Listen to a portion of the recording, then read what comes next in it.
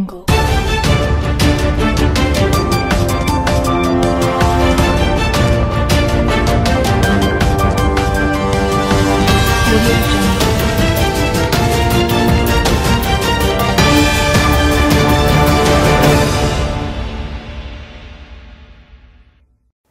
Welcome to Edunine educational bulletin updates చూద్దాం 2025-26 academic session నుంచి సిబిఎస్ఈకి సంబంధించిన అన్ని పాఠశాలలు విద్యార్థులకు తమ స్థానిక భాషలో బోధన ప్రారంభించాలని జాతీయ పాఠ్యాంశ ఫ్రేమ్వర్క్ ప్రకారం నిర్ణయించారు.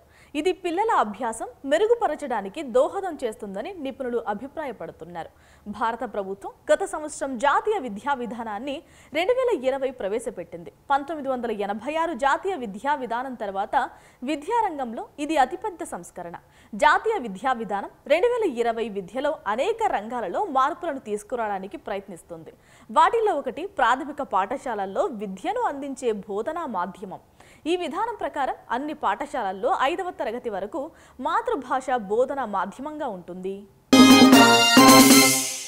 ఢిల్లీ ప్రభుత్వ స్కూళ్లలో 2025-26 విద్యా సంవత్సరం నుండి ఢిల్లీ ప్రభుత్వం క్లైమేట్ చేంజ్ అలాగే సుస్థిరత విద్యను ప్రారంభించనుంది. ఎర్త్ వారియర్స్ గ్లోబల్తో కలిసి 10 ప్రభుత్వ గర్ల్స్ స్కూళ్లలో ఈ కార్యక్రమాన్ని మొదలుపెట్టింది ఢిల్లీ ప్రభుత్వం. అమెరికా అధ్యక్షుడు డొనాల్డ్ ట్రంప్ అనుసరిస్తున్న కఠినమైన విధానాలతో గందరగోళంలో ఉన్న విదేశీ విద్యార్థులకు తాజాగా సోషల్ మీడియా వెట్టింగ్ దిగులు పట్టుకుంది. అమెరికాలో చదువు కోసం దరఖాస్తు చేసుకోవాలనే విదేశీ విద్యార్థుల వీసా ఇంటర్వ్యూల షెడ్యూలింగ్ను తాత్కాలికంగా నిలిపివేయడంతో ఇది తెరపైకి వచ్చింది. వీసా దరఖాస్తుదారులకు అనుమతి ఇవ్వచ్చా లేదా అన్నది అంచనా వేయడం కోసం వారి ఆన్లైన్ యాక్టివిటీస్ను తమకున్న అన్ని అవకాశాలను ఉపయోగించుకుని అధికారులు నిశితంగా తనిఖీలు చేరున్నారు. దీన్నే సోషల్ మీడియా వెట్టింగ్ అంటారు. సంబంధిత విద్యార్థుల సోషల్ మీడియా ప్రొఫైళ్లను పరిశీలించిన తర్వాతే వీసా మంజూరు చేస్తారు. ఈ మేరకు అమెరికా సన్నాహాలు కూడా స్టార్ట్ చేసింది. ఈ కారణంగా తదుపరి ఆదేశాలు ఇచ్చేదాకా విద్యార్థులకు వీసా ఇంటర్వ్యూ అపాయింట్మెంట్లను జారీ నిలిపివేశారు. ఇప్పటికే బుక్ చేసుకున్న ఇంటర్వ్యూలు కొనసాగుతాయి. 2025-26 అకాడమిక్ సంవత్సరంలో 15 విదేశీ విశ్వవిద్యాలయాలు భారతదేశంలో తన క్యాంపస్ ఏర్పాటు చేసుకోబోతున్నాయని కేంద్ర విద్యా మంత్రి ధర్మేంద్ర ప్రధాన్ తెలిపారు. భారతదేశంలో క్యాంపస్ ఏర్పాటు చేయడానికి ఇటీవల ఆమోదం పొందిన 5 విశ్వవిద్యాలయాల్లో Illinois institute of technology USA, Liverpool విశ్వవిద్యాలయం UK, విక్టోరియా విశ్వవిద్యాలయం ఆస్ట్రేలియా, వెస్ట్రన్ సిడ్నీ విశ్వవిద్యాలయం ఆస్ట్రేలియా, అలాగే ఇన్స్టిట్యూటో యూరోపియో డి డిజైన్ ఇటలీ కూడా ఉన్నాయి. ఈ 5 విశ్వవిద్యాలయాలకు యూనివర్సిటీ గ్రాంట్స్ కమిషన్ UGC ఇటీవల ఆమోదం కూడా తెలిపింది. ఆంధ్రప్రదేశ్ రాష్ట్ర ఉన్నత విద్యా మండలి ఏపీ ఎంసెట్ 2025 ఇంజనీరింగ్ స్ట్రీమ్ తాత్కాలిక సమాధాన కీలు విడుదల చేసింది. అభ్యర్థులు అధికారిక వెబ్సైట్ నుంచి ఆన్సర్ కీ అలాగే రెస్పాన్స్ షీట్ డౌన్లోడ్ చేసుకోవచ్చు. అభ్యంతరాలు తెలియచేయడానికి చివరి తేదీ మే 30.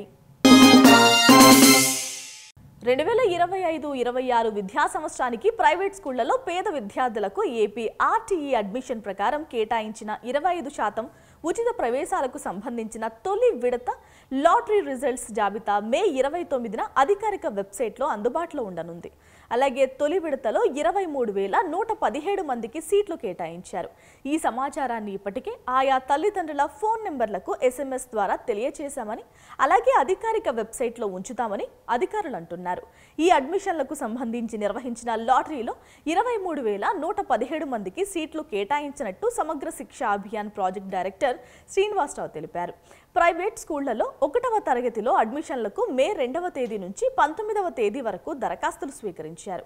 ఈ ప్రవేశాలకు మొత్తం 38,427 మంది ఆన్లైన్లో రిజిస్టర్ చేసుకున్నారు. వీరిలో 28,882 మంది స్కూళ్లను ఎంపిక చేసుకోగా 28,561 మంది అర్హత సాధించారు. ఇందులో మొదటి విడత లాటరీలో 23,117 మందికి సీట్లు కేటాయించినట్లు అధికారులు తెలిపారు. బాపట్ల జిల్లాలో ఒక విద్యార్థి మొదట ఫెయిల్ అయిన రీవాల్యుయేషన్ తర్వాత 90 మార్కులు సాధించిన ఘటనపై సీఎం చంద్రబాబు ఆవేదన వ్యక్తం చేశారు. SSC మూల్యాంకనంలో పొరపాట్లపై తగిన చర్యలు తీసుకోవాలంటూ విద్యార్థి తల్లిదండ్రులు డిమాండ్ చేస్తున్నారు.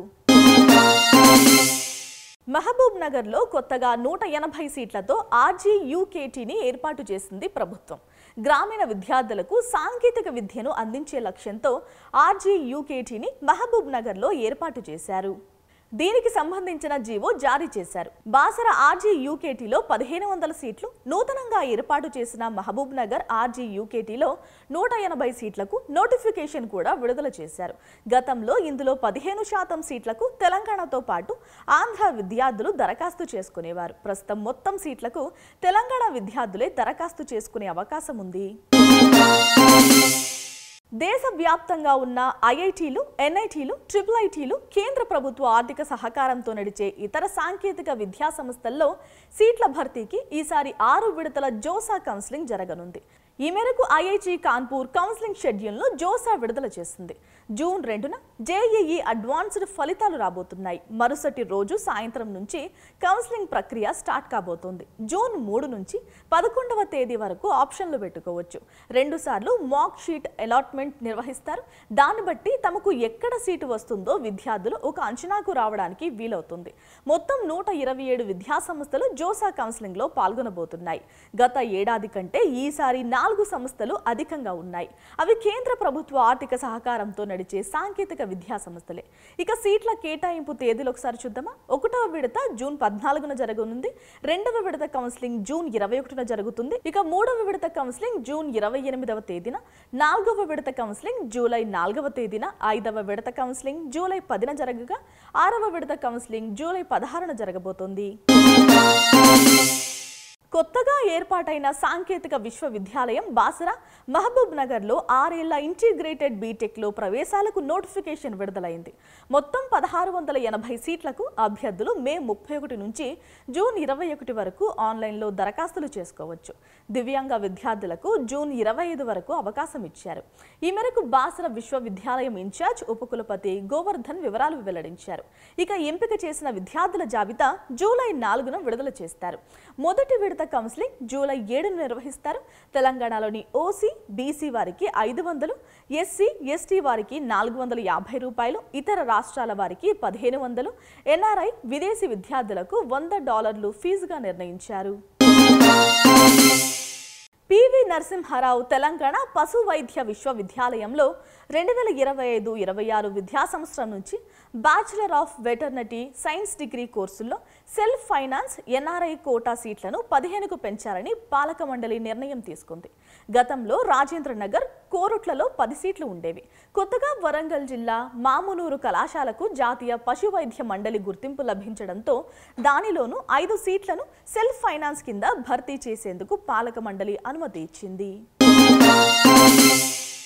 డిగ్రీ ఆన్లైన్ సర్వీసెస్ తెలంగాణ అంటే దోస్త్ తొలి విడత సీట్లను గురువారం కేటాయిస్తామని దోస్త్ కన్వీనర్ ఆచార్య వి బాలకృష్ణారెడ్డి ఒక ప్రకటనలో తెలిపారు.